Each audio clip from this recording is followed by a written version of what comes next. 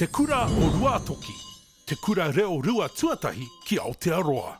I ngā tau 1940 i tono atu ngā pakeke me ngā rangatira o Tūhoi ki te kāwanatanga mo tētahi kura reo rua.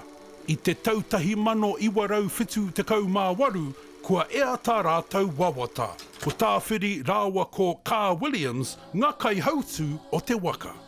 Ko whakatakoto te tari o te mātauranga o Pōneke i tā rātou kaupapa. Koe nei te tikanga mo tēnei kura. Te ako i roto i ngā reo erua, te reo Māori, te reo Pākehā.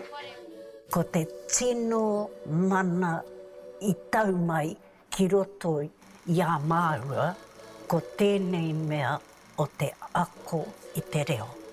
He akoranga e hara i te reo noiho, engari kia whakahī rātau. Tā wā i haere māo ko kāhei a kai ako hei tūwaki ki te kura o Ruatoki.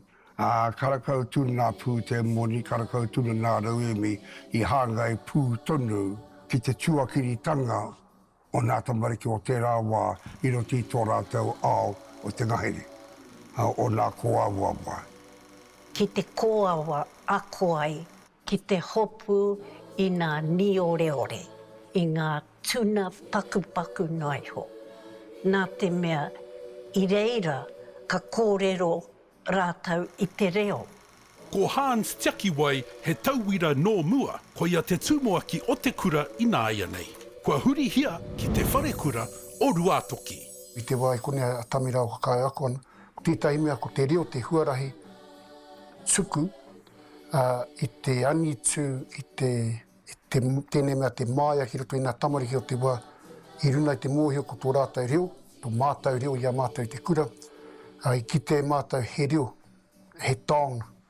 Koe nā te tino wai mari, ki te ako i te rā a Māori, me nā momo reo i taka mai. Te kura o Ruatoki, tū Māori ki te ao.